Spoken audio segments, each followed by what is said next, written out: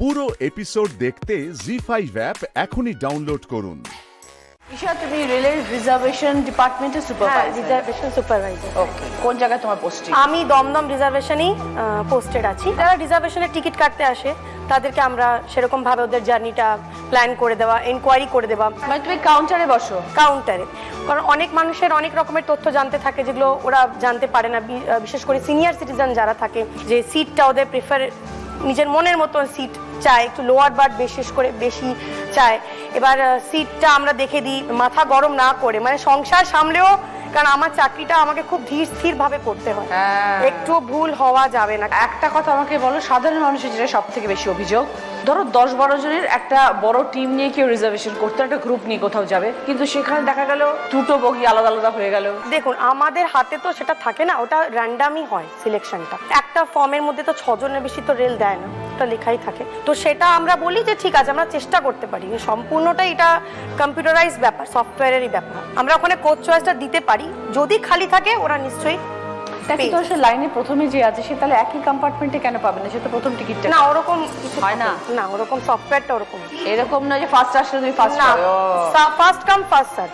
আবার পুজোর সময় যখন খুব রাশ থাকে, যখন ভীষণ লাইনে থাকে, লাইনে প্রথম যখন কাউন্টার ওপেন হচ্ছে, তখনও অনেকে পায় সেও না, টিকিট পাচ্ছে না। হ্যাঁ। এটা কি করে সম্ভব? অনেকে পায়, অনেকে পায় না, সেটা তো মানে নিমিষের মধ্যে শেষ হয়ে যায়। দিদি, আমরা তো চেষ্টা আপ্রাণ করি যাতে পাই। কি অনলাইন হওয়ার পর আর বেশি হচ্ছে? অনলাইনে তো এখন সুযোগ সুবিধা বেশি করেই দিয়েছে, ওরা ওখান থেকে বুকিং হয়ে যাচ্ছে। হ্যাঁ, হয়ে যায়। পুজোর সময়, গরমের সময় তো প্রচন্ড চাপ। হ্যাঁ হ্যাঁ, কিছু কিছু সিজন যেমনি পিক সিজন, হ্যাঁ পিক সিজনে যেমনি জুলাই আগস্ট আর ফেব্রুয়ারিটা নন পিক সিজন থাকে কম্পারেটিভলি। কিন্তু যেমনি পুরী, যেমনি ধরে না সারা বছরই পিক সিজন চলছে, ওখানে কোনো নন পিক নেই, সারা বছরই টিকিট নেই। প্যাসেঞ্জারের টিকিট পাওয়া যায় না কেন? টিকিট পাবেন মানে কেউই বলতে পারে না। ডিউটি আওয়ার্স কেমন হয়? 6 ঘন্টা। হ্যাঁ হ্যাঁ, 2 থেকে কি মজা! 8টা থেকে 2, শিফটিং ডিউটি করে। বছর আগে এই প্রফেশনে কিভাবে আসা হয়েছে? আসলে প্রফেশনে আসা তো আমার দুর্ভাগ্যবশতই, কারণ আমি দিল্লিতে পড়াশোনা করেছি, ওখানেই আমি জন্মগত থাকতাম। আমার বাবা রেলেই চাকরি করতেন, বাবারই চাকরি এটা। তো বাবা হঠাৎ 2008 ডিসেম্বরে বুকে ব্যথা নিয়ে ভর্তি হয়। আমি তখন 21 বছর আমার বয়স। MBA তে ভর্তি হয়েছিলাম, আমি গ্রাজুয়েশন কমপ্লিট করে নিয়েছিলাম। এবার আমার সেরকম কেউ গাইডেন্সও ছিল না, বাবার বন্ডটা আমাকেই সই করতে হয়েছিল। আমার মা এতটাই নার্ভাস হয়ে গেছিল, কোনো মানে মায়ের পক্ষে সেটা মানতেই পারছে না যে হঠাৎ করে একটা মানুষ, সুস্থ সবল মানুষ কি করে ভর্তি হয়ে যাবে, আর তার হার্টে আয়োটা একটা ব্রেন আছে, ওটা নাকি পুরোপুরি নষ্ট হয়ে গেছে। কিন্তু সেই যে 31 ডিসেম্বর 2008 আমার বাবা দুপুরবেলায় গেল ওটিতে, আমার বাবা আর কোনোদিনও ফিরে এলো না।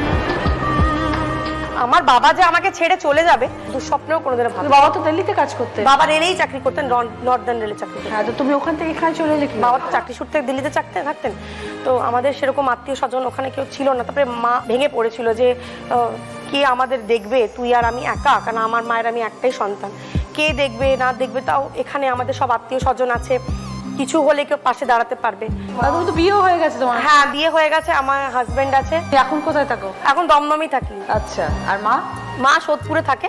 মাও আসা যাওয়া করে, মাকে আমি একটা ফ্ল্যাট করে দিয়েছি। আচ্ছা, জীবন কোথায় কখন কাকে কিভাবে নিয়ে যায়? হ্যাঁ, আমার বাবা যে আমাকে ছেড়ে চলে যাবে, তার জায়গায় আমাকে রেলে চাকরি করতে হবে। রেলে চাকরি করাটা আমার কাছে ব্লেসিং এই জন্য, কারণ আমার মনে করি যে হয়তো আমার বাবা চলে গিয়ে আমাকে চাকরিটা নিজেরই আশীর্বাদ হিসাবে দিয়ে গেছে, যে আমি নেই কিন্তু আমার এই চাকরিটা তোর কাছে সবসময় থাকবে। একদমই তাই।